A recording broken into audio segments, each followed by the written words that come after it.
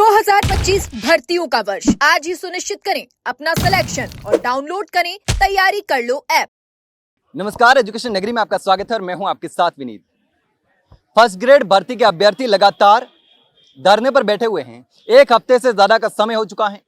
5 अभ्यर्थी भूख हड़ताल पर बैठे हैं, कई बार बीमार हो चुके हैं और इनकी एक छोटी सी मांग है कि फर्स्ट ग्रेड की परीक्षा को कुछ दिन के लिए आगे बढ़ाया जाए, क्योंकि एनटीए की नेट यूजीसी परीक्षा और फर्स्ट ग्रेड परीक्षा एक साथ करवाई जा रही है। और ऐसे में अभ्यर्थी असमंजस में है, परेशान है कि आखिर 2 परीक्षाएं एक साथ कैसे देंगे।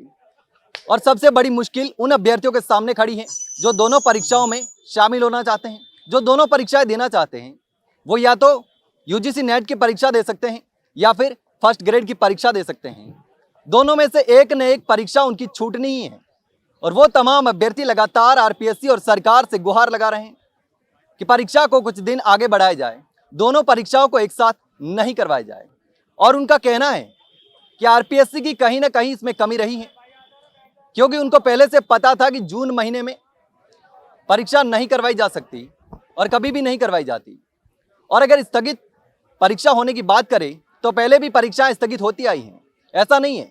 आरएएस की परीक्षा भी पहले स्थगित हुई थी अभ्यर्थियों के प्रदर्शन के बाद में, लेकिन इस बार पता नहीं ऐसा क्या हुआ, क्योंकि हर बार आंदोलन करने पड़ते हैं, हर बार धरने करने पड़ते हैं, युवाओं को धरने पर बैठना पड़ता है और लगातार सरकार से गुहार लगानी पड़ती है, भूख हड़ताल करनी पड़ती है, अन्न जल का त्याग करना पड़ता है, तब जाके कहीं ना कहीं सरकार के कानों की जू रेंगती है। लेकिन इस बार वो भी नजर नहीं आ रहा, सरकार से भी कोई उम्मीद नजर नहीं आ रही है, क्योंकि समझ में नहीं आ रहा कि सरकार राजस्थान में चल भी रही है या नहीं चल रही है। आखिर सरकार में कौन सुनने वाला है, क्योंकि जिस तरीके से भारतीय जनता पार्टी के प्रदेश अध्यक्ष मदन राठौड़ ने आश्वासन दिया था, कई अभ्यर्थियों को आश्वासन दिया था, लेकिन आश्वासन के बाद वो बात करने तक को तैयार नहीं है। आरएएस भर्ती के अभ्यर्थियों को आश्वासन नहीं, गारंटी दी थी। इन अभ्यर्थियों को आश्वासन दिया था, लेकिन अभी तक अब सुनने वाला कोई नहीं है। अब आश्वासन देने के बाद ये नेता गायब हो गए हैं, बात करने तक को तैयार नहीं है। लेकिन अब आरपीएससी से भी लगातार उम्मीद कर रहे हैं कि कहीं ना कहीं इनके साथ न्याय होगा। लेकिन जिस तरीके से आरएएस भर्ती के अभ्यर्थियों के साथ अन्याय हुआ है, गलत हुआ है, इनको भी कहीं ना कहीं डर सता रहा है कि हमारे साथ भी कहीं ऐसा ना हो कि हमारे साथ धोखा किया जाए, कुठाराघात किया जाए। पहले विश्वास दिलाया जाए कि आपके साथ न्याय होगा और इसके बाद एन वक्त पर अन्याय होता है। और इसी को लेकर लगातार अभ्यर्थी पिछले एक हफ्ते से यहाँ पर भूख हड़ताल पर बैठे हैं। बाकी अभ्यर्थी भी लगातार यहाँ मौजूद हैं और शाम होते होते यहाँ पर सैकड़ों की संख्या में अभ्यर्थी मौजूद रहते हैं। लेकिन अब देखना होगा कि आखिर क्या होता है। क्या आरपीएससी इनके साथ न्याय करती है, क्या सरकार इनकी आवाज सुनती है, क्योंकि सरकार से ही लगातार गुहार लगा रहे हैं। और आप मेरे पीछे देख सकते हैं, बाबा साहब की तस्वीर, मूर्ति है, प्रतिमा है, और उसके नीचे बैठ करके अभ्यर्थी सरकार से न्याय की गुहार कर रहे हैं, आमरण अनशन पर बैठे हैं।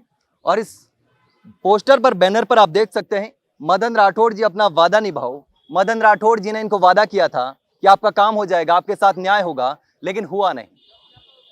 अभी तक इंतजार ही चलता आ रहा है। जैसे जैसे एग्जाम की तारीख जो नजदीक आ रही है, वैसे वैसे अभ्यर्थियों की परेशानी भी बढ़ती जा रही है, टेंशन भी बढ़ती जा रही है। अभ्यर्थी पूरी तरीके से टूट चुके हैं, परेशान हो चुके हैं। और सबसे बड़ी समस्या उन अभ्यर्थियों के सामने है जो दोनों परीक्षाओं में शामिल होना चाहते हैं। लेकिन अब इनकी आवाज कब सुनी जाएगी, कब इनके साथ न्याय होगा, होगा भी या नहीं होगा, यह भी सबसे बड़ा सवाल है। तो राजस्थान का युवा नाराज भी है, परेशान भी है, गुस्सा भी है और लगातार टूटता भी जा रहा है। और सरकार पर भी लगातार गुस्सा हो रहा है, क्योंकि जिस तरीके से पिछली सरकार को युवाओं ने पेपर लीक और घोटालों के कारण विपक्ष में बिठाया था, लेकिन सरकार बदलने के बाद भी जो उम्मीद थी वो पूरी नहीं हो रही है। जो सरकार विपक्ष में थी अब वो पक्ष में है, और जो बड़े बड़े दावे करती थी कि युवाओं के साथ न्याय होगा, युवाओं की आवाज सुनी जाएगी, पेपर लीक और घोटाले करने वाले जो गुनहगार हैं उनको जेल के सलाखों के पीछे डाला जाएगा। लेकिन हुआ क्या? अभ्यर्थी आज भी यहीं धरने दे रहे हैं, पहले भी धरने दे रहे थे, पहले भी गुहार लगा रहे थे, अब भी गुहार लगा रहे थे।